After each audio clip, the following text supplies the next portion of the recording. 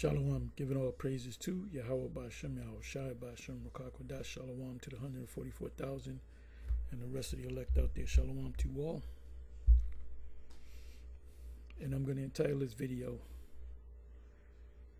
The Proper Understanding of Isaiah 4:1 and Isaiah 66 verse 24. And when I go to Isaiah 66, I'm going to go to the 15th verse. And I'll read some of the verses in between the 15th verse and the 24th verse. But you can read the whole chapter. Anyway, the reason why I'm going into this video, let's see where the Spirit takes me. I'll try to make this short. But like I said, let's see where the Spirit takes me. The reason why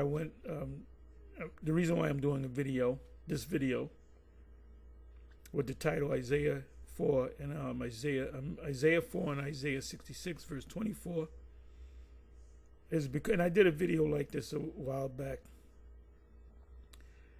This is sort of a response to a video or a live stream that the IUIC was doing. And the Bishop Nate wasn't teaching. It was Yahweh Saab. I remember hearing his voice. And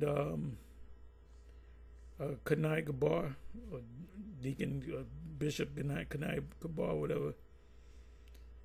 And he was going into Isaiah chapter 4. And this is about, maybe the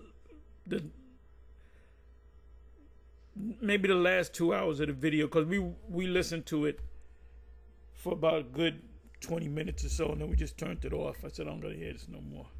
And I said that this guy's they're going off. And then they changed up. Isaiah 4 said, the way they used to teach it, IUIC used to teach it, Isaiah 4:1, which states, I might just read this whole thing. This is the main point, though. It states, Isaiah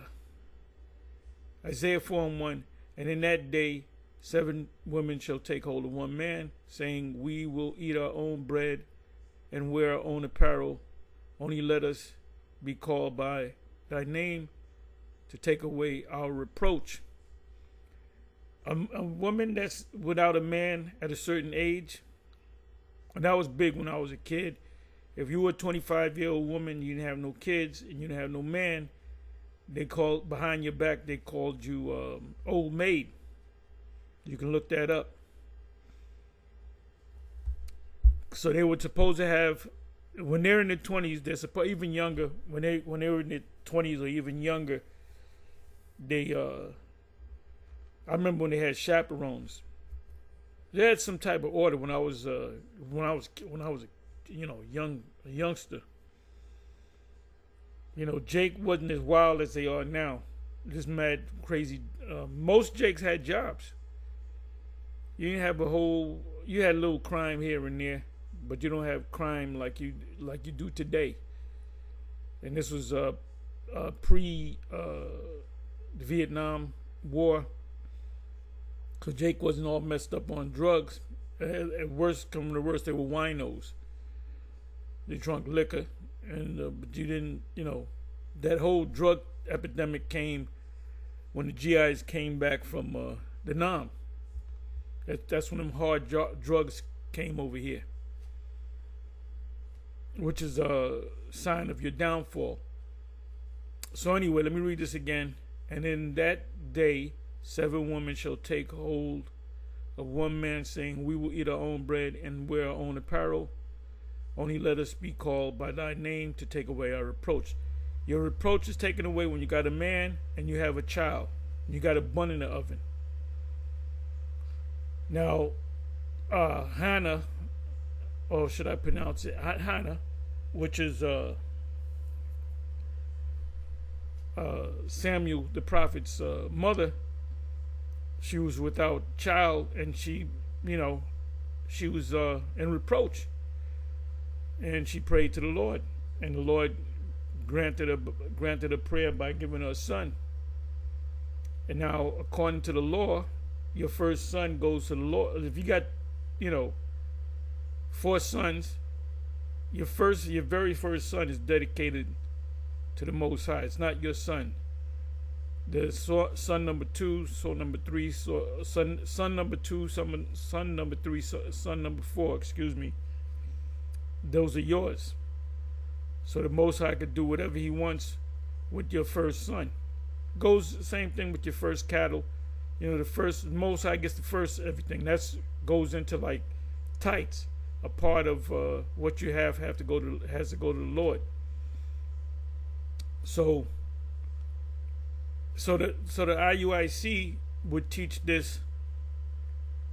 They would say, oh, that's talking about oh, you got certain camps that go off and say that that's talking about this side. It's not talking about this side. It's talking about in the kingdom of heaven. So my question is this: show you that doesn't make any sense.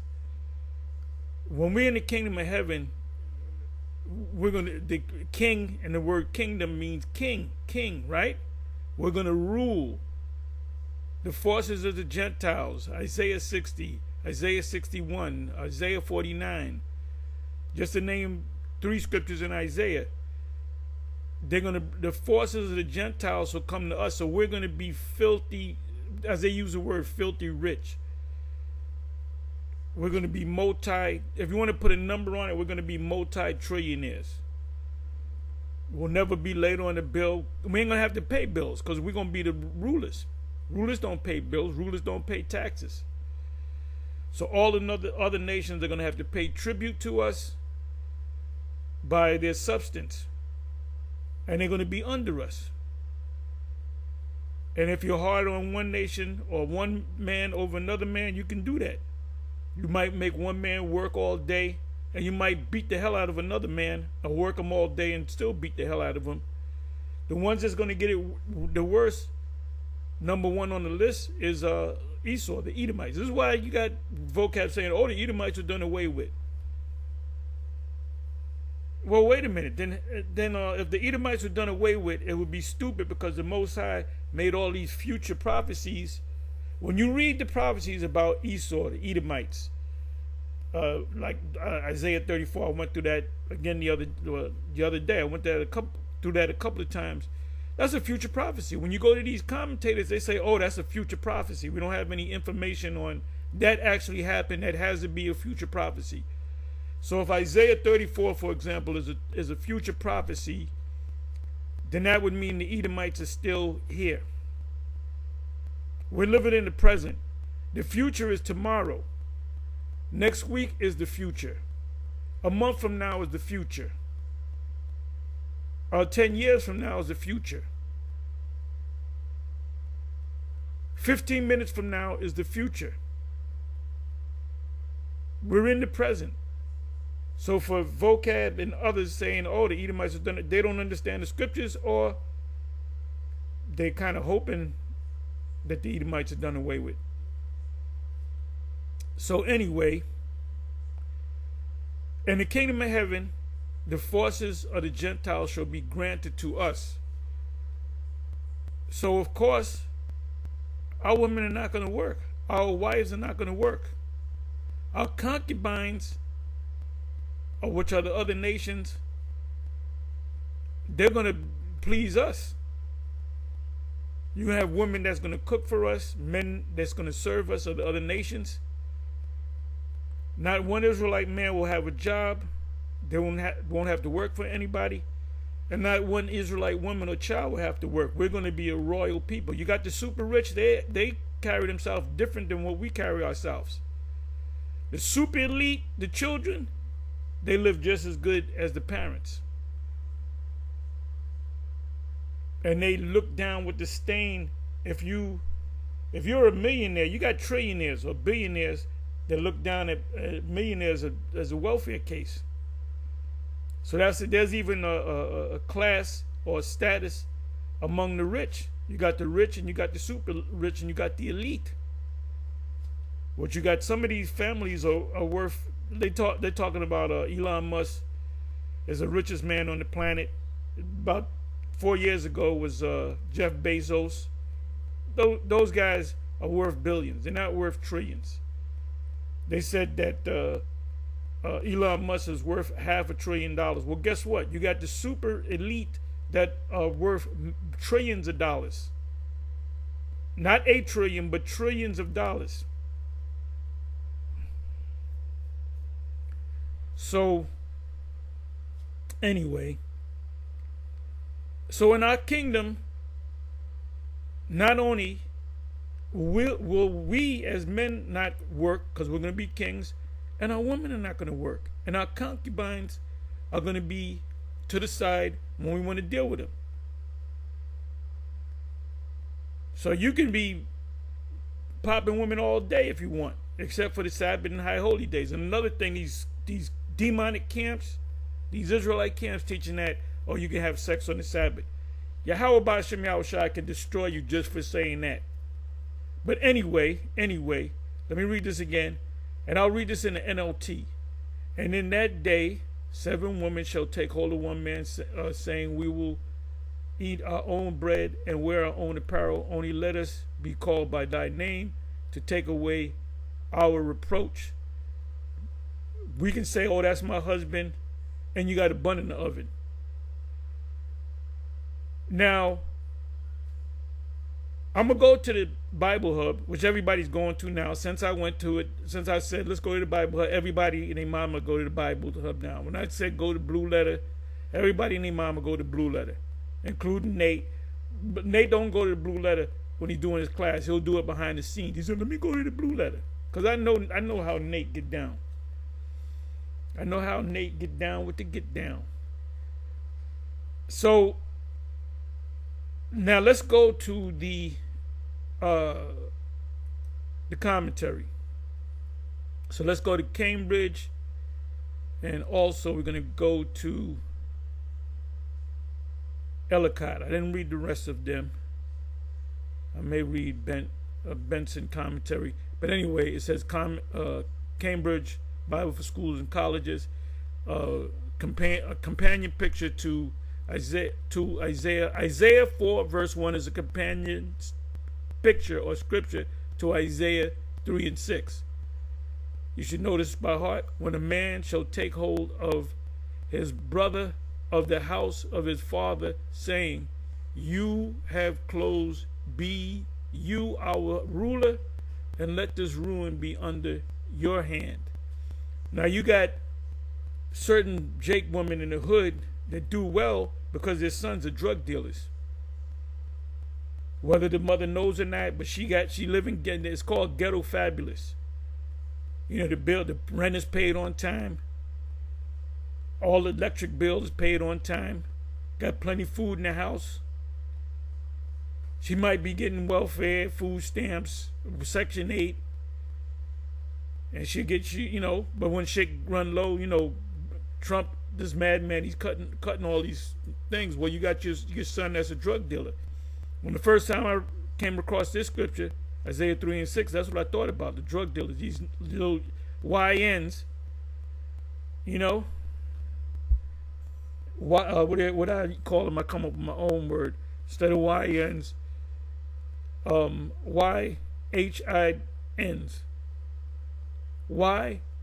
YHINs, young Hebrew Israelite niggas, because they are Israelites. So the mother can kind of look, she kind of knows something, this kid, he sleeps until 3 o'clock, he gets out, sells his drugs or whatever, and but the bills are paid for. So that's the fulfillment of this.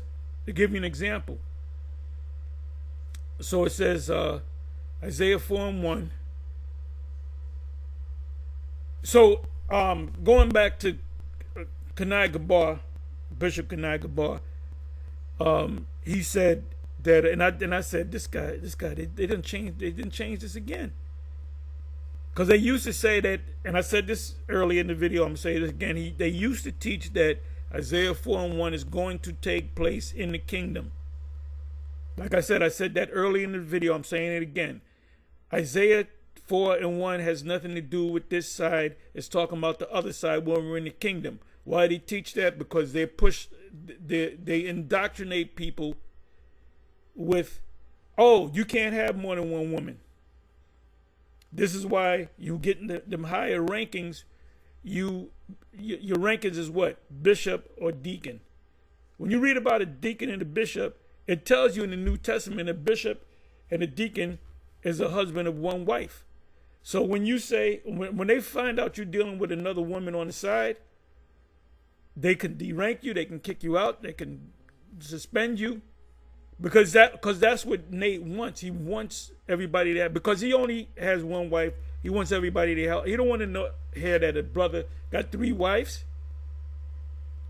And they'll tell you that you're going off and you got demons on you. Well, how you going off and you got demons on you when you're not breaking the law? So he was slick. That's a little, how can I say, a little scheme, a little thing you got going on. Oh, let me give them the rank of bishop and deacon, so they can't have other women. So if somebody comes across Isaiah 4:1 and says, well, wait a minute, say Isaiah 4:1, we go, no, that's in the kingdom, brother. Well, anyway, with that being said, going back to last night, listening to the bishop, deacon, whatever, Kanai Gabar, he said, how do you say it? I mean, you can listen to it too. You don't got to take my word for it. You can go and listen to it.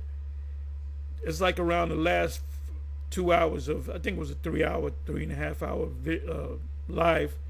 I would say somewhere in the live. We listened to it about 7 o'clock. So anyway, you can listen to it. And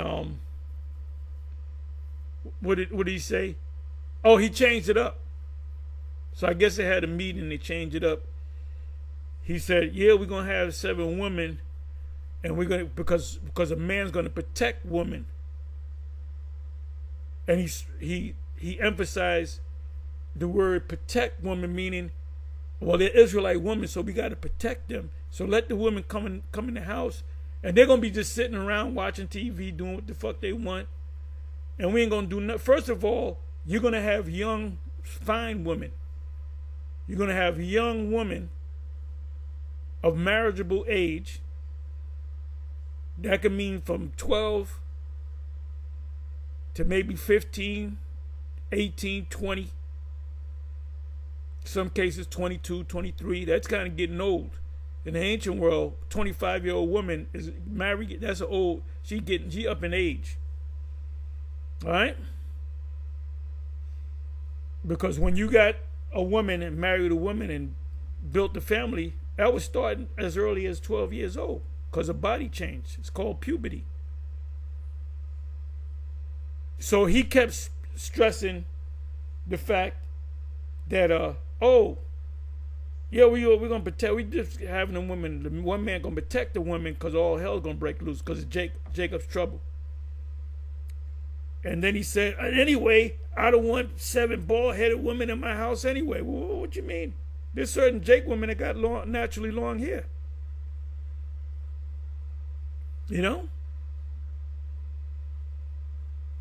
So he had to they got to keep that indoctrination. Look up the word indoctrinate. Indoctrinate, in not too many words, means to give somebody a doctrine and you can't question it. You do this means this and that means that. Don't question it. Like the Roman Catholic Church, the RCC, they indoctrinate people. You're told, a Roman Catholic is told not to engage with nobody that's of any other religion on religion. Christian, born again, Buddhist. You don't question it. That you got to stick with what the popes, the cardinals, the bishops, and so forth have given you. All right, so the IUIC is set up pretty much like the Roman Catholic Church. Well, the terms bishop and deacon, those are Roman Catholic, which came from the Bible. Okay. So he said, he specified, I ain't gonna have no 7 bald-headed women in my house. So he's pushing that so brothers don't get the wrong idea. No, the 7 women, you ain't gonna have no old ass women. I'm gonna take 7 old, 75 years, from 75 to 80 years old, I'm gonna take these women in to fulfill. No, okay, go. No, you can do that. You can do that. Okay. You gonna have men that's gonna have these women that need a man, and thank Trump for cutting everything, because now these women are begging. These women are begging for a man. They need a man. You need a man with, I had to throw that in there, sensitivity. A man like me.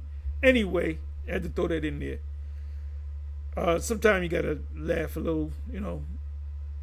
Anyway, so that's how he pushed it. So they changed it again.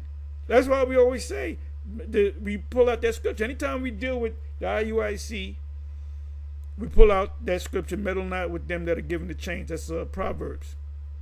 Meddle not with them that are given the change. They changed it again. So now let me just go ahead and read this, and then I'm going to go to Isaiah 66 and 24. But I'm going to start at 15. Isaiah 4 and 1, a companion picture to Isaiah 3 verse 6. The male population are in search of a ruler, the woman in search of a husband. And that's in Second Ezra's, it's spoken about in Second Ezra 15 and 16. You got to read those two chapters. It tells you about the men being killed in the war. I'll go to that in a minute. It says, or not, somebody can put it in. It says, search of a ruler, the women, plural, in search of a singular husband. Many women with one man. The verse, therefore, a man shall be more precious than fine gold, therefore represents an episode in which is the time of Jacob's trouble, and that scene of anarchy. What is the word anarchy? The word anarchy means no standing government. Matter of fact, let me go ahead and look it up.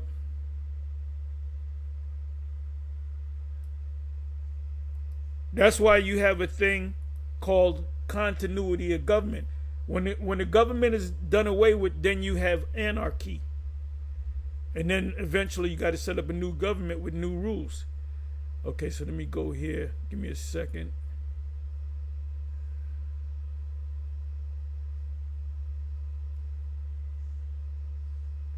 Okay.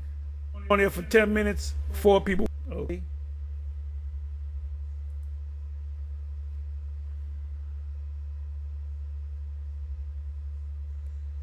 Okay, wait, okay, let me do this. Anarchy.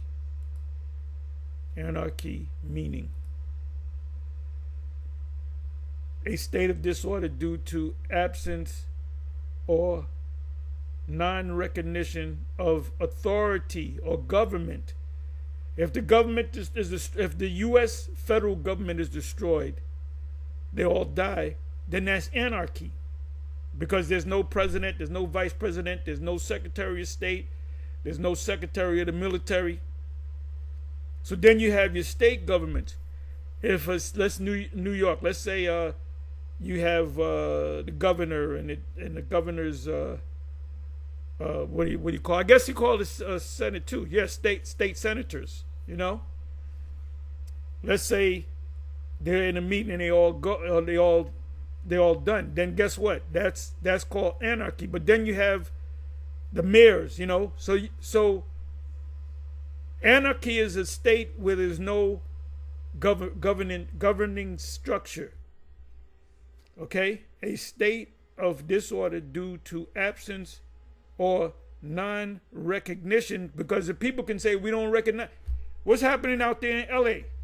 The Mexicans, they're raising Cain out there because they don't agree with the government, the federal government, because they're grabbing them up, which is inhumane of authority or other controlling system. The organization of society on the basis of voluntary cooperation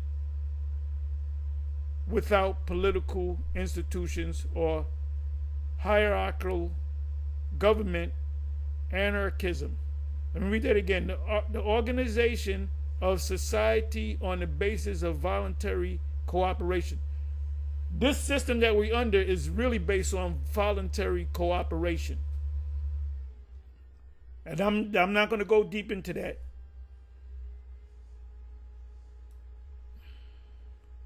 You comply because you volunteer to comply, but they don't tell you that. That's in the fine print. What is the simple meaning of anarchy? This is why you're going to have your 7 women and 1 man, because if you have a beautiful woman on her own, you got marauders kicking the door and they see this beautiful woman. What you think they're going to do? They're going to gang rape her.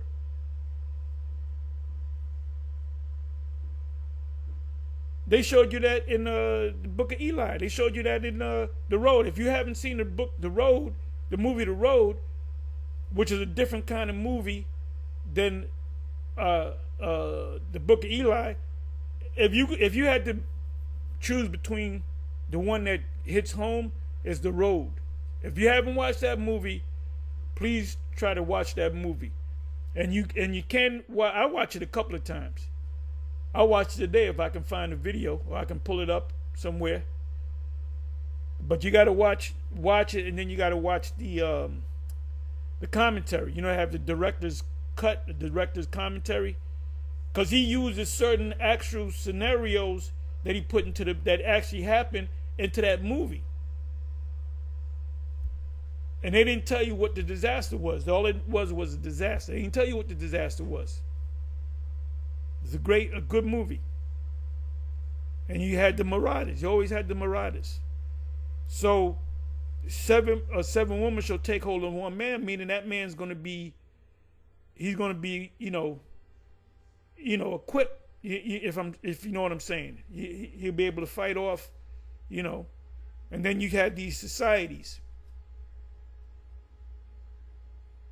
which is order out of chaos, absent of government.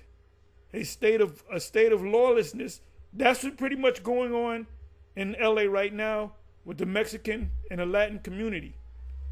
Or political disorder due to absence of governmental authority, the city's descent into anarchy. Now, when you go into history, you hear about these rebellions through history. Now, I did this one time years ago. I put in a list or history of world rebellions. That list is long, and it's always start with the poor. Anytime there's a revolution, it always starts from the bottom with the poor, because they can't eat, so they figure, well, I'm gonna die anyway. Let me try to take this motherfucker down, because I'm gonna die any goddamn way. Matter of fact, let me go to that. So Isaiah 4:1 is talking about the time of Jacob's trouble, when all hell breaks loose. 2nd Ezra 15, 2nd Ezra 16.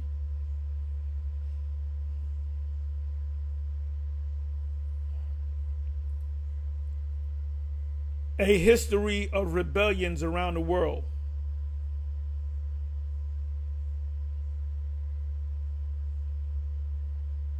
Okay, you know what I got to do? I don't know if they're going to give it to me this way. Oh, wow. Wow, look at this. List of revolutions and rebellions. This is what I want. But look at this. It's a Maccabean rebellion. Revolt of Babylon. Wait a minute. Maccabean rebellion. A Jewish, which is Israelite, revolt against the Seleucid Empire in Judea, or Yahweh.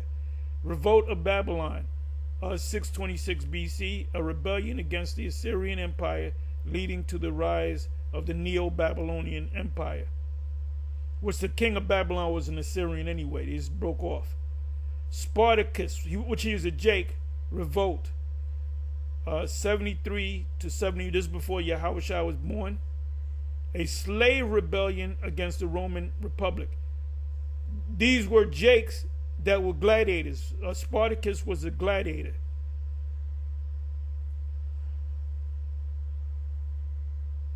Look, American Revolution, French Revolution, Haitian Revolution. Do you know the French got reparations of, I think, hundreds of millions of dollars because the Haitians fought against them. They were enslaved. They fought against the oppressor. And when they went to a particular world court, I got to go into that, where they sued them, Haiti. They sued Haiti for reparation for killing them and losing money because we don't got slaves no more because the slaves rebelled against us. So they successfully sued them under reparations, and Haiti had to pay. Germany, when Germany lost the war, they had to pay England and whatever nation, European nation that they destroyed anything, they had to pay reparation. But Negroes can't get reparation. Oh, you got to get it on your own. Well, the French didn't do that. The UK didn't do that. The Japanese in the internment camps, World War II, they got reparations. But a Negro can't get reparations. Now look at this. Now let me do this. I'm kind of going into another subject. Okay, this is what I want. List of revolutions and rebellions. This is a list of revolution, rebellions, insurrections, and uprisings. The storming of the Bastille, 14 July 1789, during the French Revolution. Right, this was around the same time that the U.S. was born. Okay, so let me do this. Has the U.S. ever had a rebellion? Multiple rebellions and closely related events have occurred in the U.S. I'm not going to go all into the list, but you got a list there. Let me go here. List of revolutions or revolts and rebellions. Come on now. Now it doesn't want to come up because you know how YouTube get down. They don't want you to know the truth. Okay. Now they would have to break it down. Okay, wow. Look at this. So that's when that 7 women shall take. Women are going to humble themselves. Now look at this. Look at how long this is. Check this out.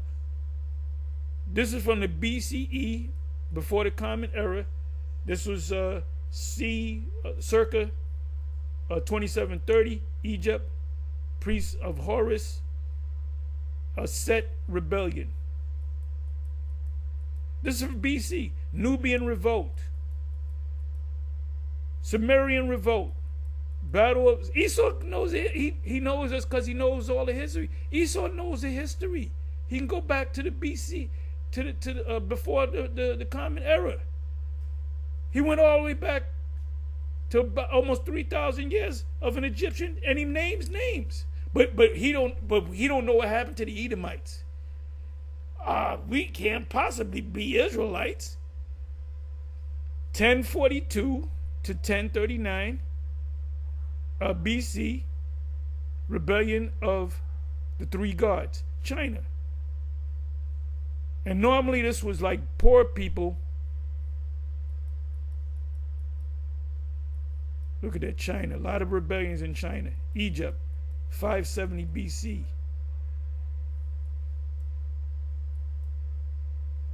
A Phoenician revolt. The destruction of Sidon.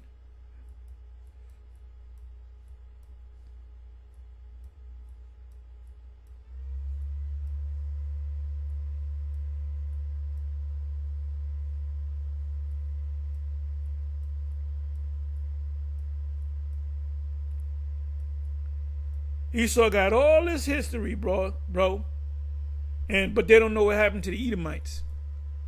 Look at that. Maccabean revolt. Maccabees led by Judas. Oh, but no, there was no such thing as a Judas Maccabees. He wasn't black.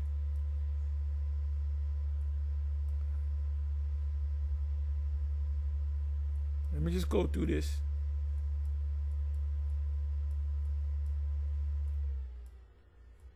I want to go into some rebellions that you might be familiar with.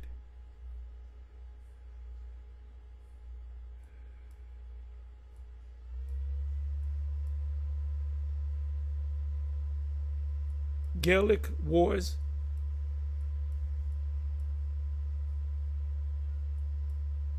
Okay, this is AD.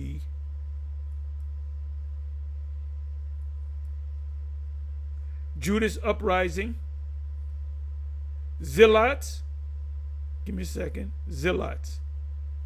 The Zealots were members of a Jewish or Israelite political movement during the Second Temple period, who sought to incite the people of Yahweh to rebel against the Roman Empire, and expelled it from the land of Israel by force of arms.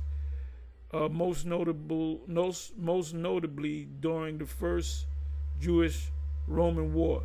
Zealotry was the term.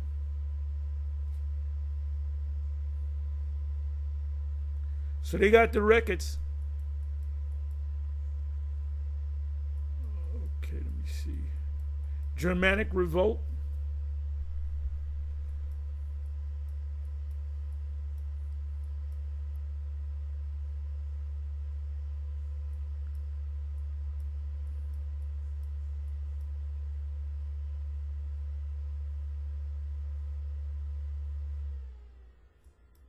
I'm not going to read all of these.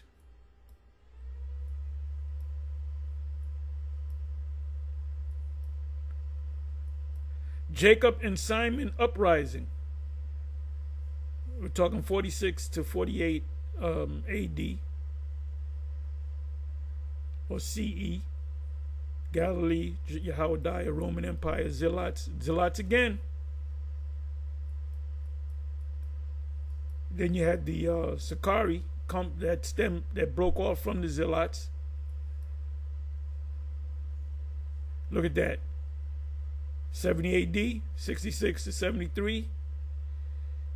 First Jewish-Roman War. Revolt crushed by the Roman Empire.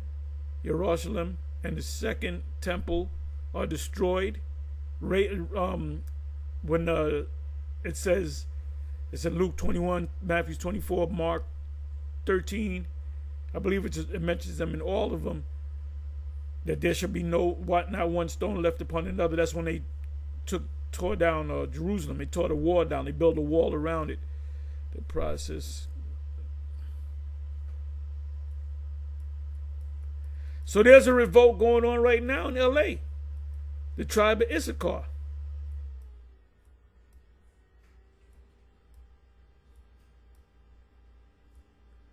This guy Trump ain't no ordinary guy. He was here before, reincarnated. That was definitely Nero.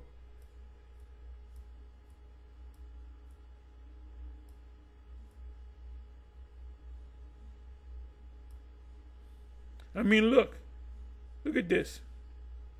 We can go to the, you know what? Let me see. Let me go to the 70s. I mean, there was rebellions in the 70s. The 80s.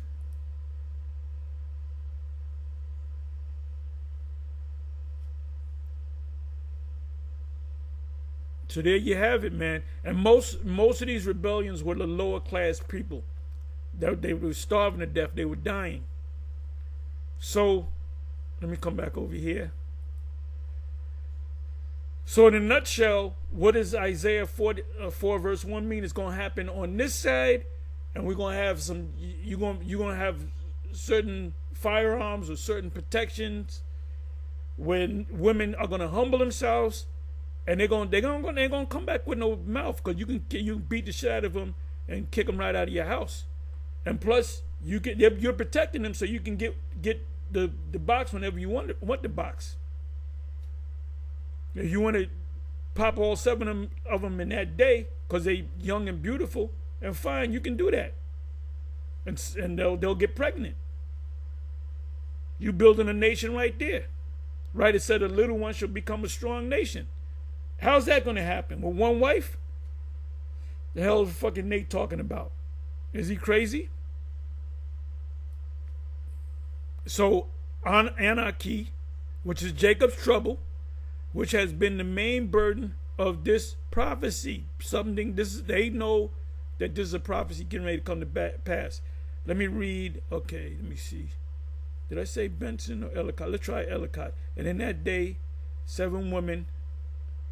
The chapter division wrongly separates this verse from the foregoing. It comes in the climax of the chastisement of the daughters of Zion, Jacob's trouble, as the companion picture or scripture is Isaiah 3 verse 6.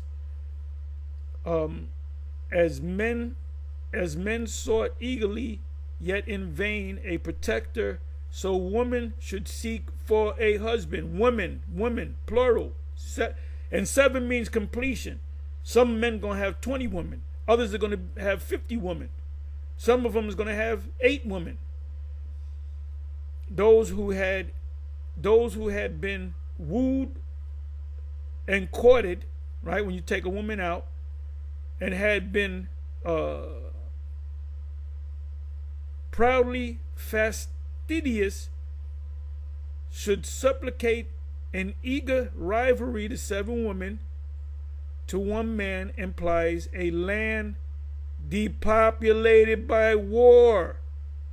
Depopulated. In the kingdom, there's not going to be no war.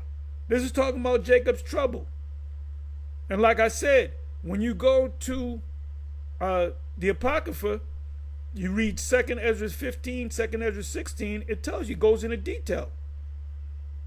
It said they shall the brides with no bridegroom, because their husband shall die in the war. I'm just merely paraphrasing.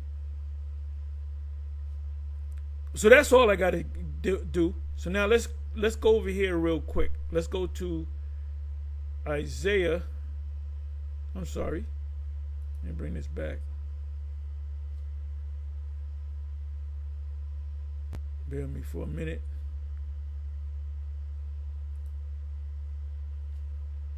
Okay, Isaiah 66 verse 24.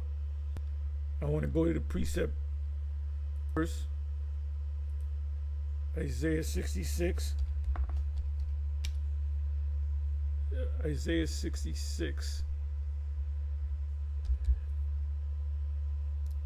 verse 24.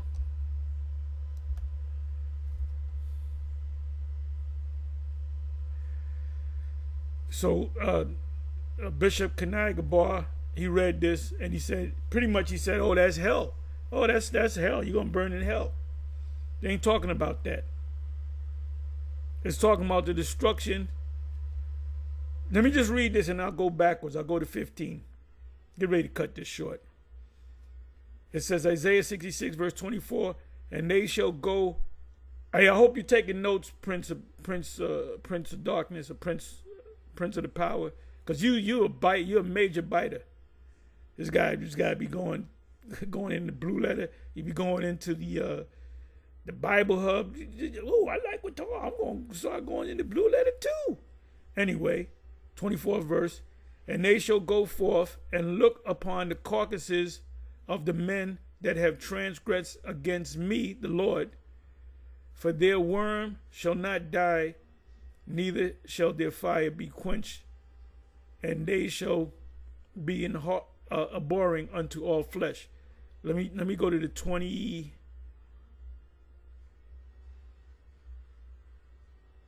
Okay, let me go to the 22nd verse. I'm going backwards. Then I'm going to go to the 15th verse. I'm going to show you what this means. It's not talking about a eternal hell. 22nd verse. For as the new heavens and the new earth.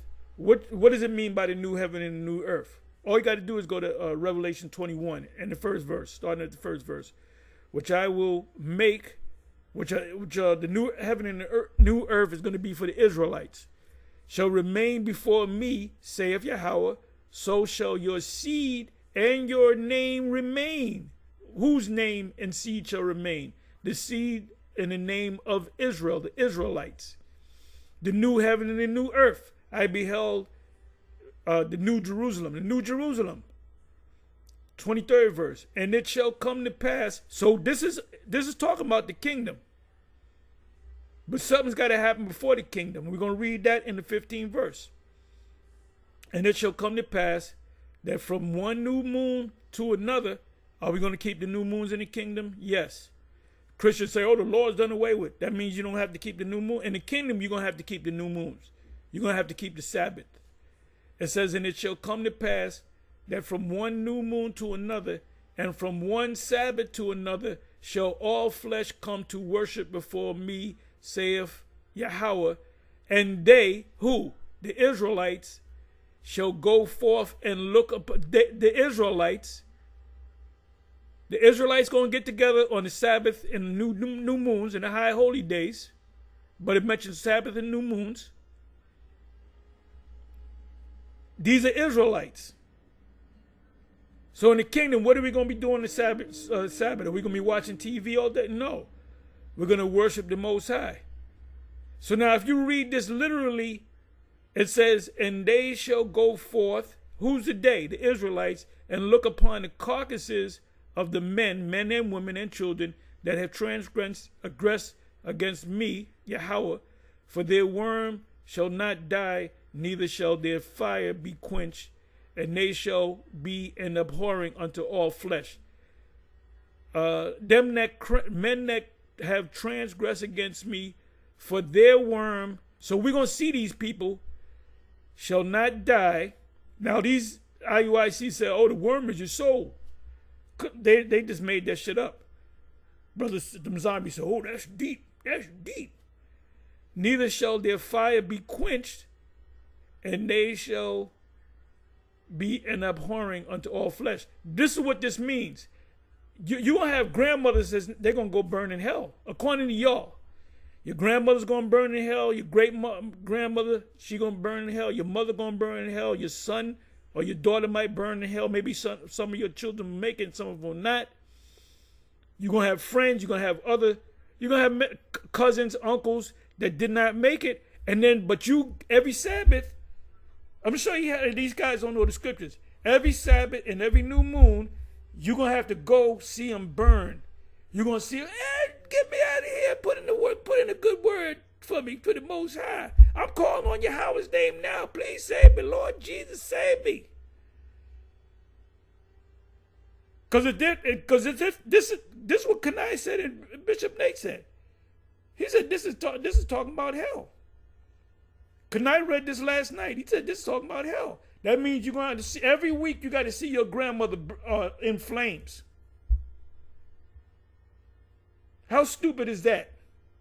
Because they say Israelites are not going to make it. And you're going to have to see them every week. Oh, the Sabbath is coming in. Let's get together. We're going to have to see grandma in flames again. My daughter didn't make it. She didn't listen to me. She became a hoe. We're going to have to see her. These guys don't know that, hey, these guys do not know the scriptures. Period. They do not have the full understanding.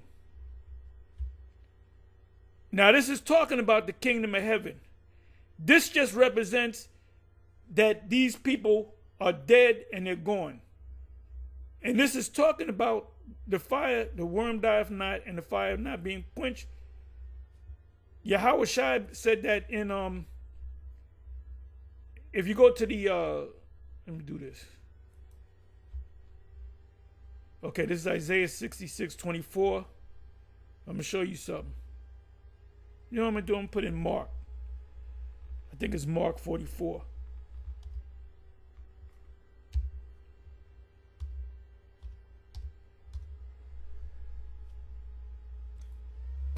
Okay, comes up 14 times.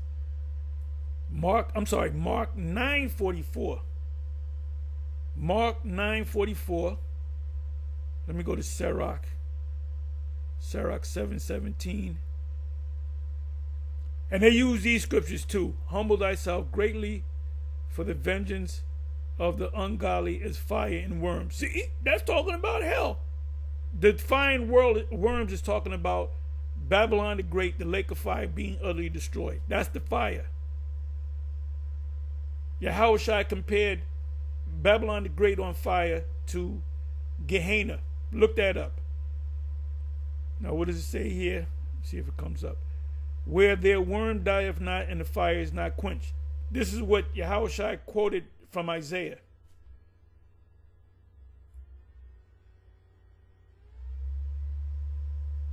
And then if you put in the word hell,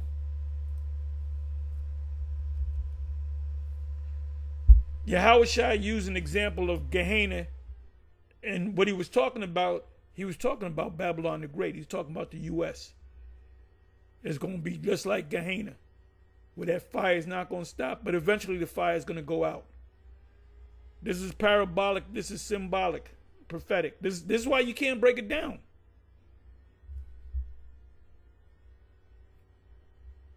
And you'll be able to see your grandparents and your auntie and your mama and your daughter, your son or whatever. Your daughter might have died when she was pregnant and the baby's, hot fire. So you want to keep blindly following these guys, you go right ahead. He even mentioned Gehenna.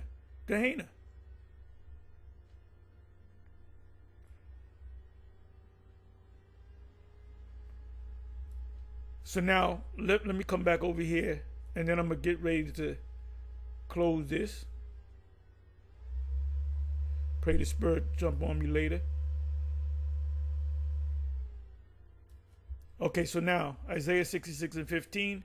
For behold, Yahweh will come with fire and his chariots as a whirlwind. What is that talking about? When Babylon the Great is utterly destroyed. The missiles are going to come. The angels are going to come, led by Yahushua. Second in command will be Michael, the archangel, and the innumerable amount of angels, to render his anger with fury and his rebuke with flames of fire. This is getting ready to happen. For by fire and by his sword, Isaiah 34, his sword, my sword shall be bathed in heaven. His sword or his army are the missiles. Will Yahweh plead with all flesh? And the word plead is judge. I may click on that. He's going to judge all flesh that ain't right. And the slain of Yahweh shall be many. It's going to be hundreds of millions. There's 300, according to records, there's 350 plus million people in America. So there's going to be a couple hundred million people that's going to be destroyed over here. They that sanctify themselves. That's talking about Jake. They ain't gonna make it either. Them church going, all you Christians, if you're in America, you're gonna die here in America. You're gonna die by fire. All your churches are gonna be burnt up. All your pastors are gonna die. Anyway, with that, I'm gonna say shalom. On to the next. Shalom.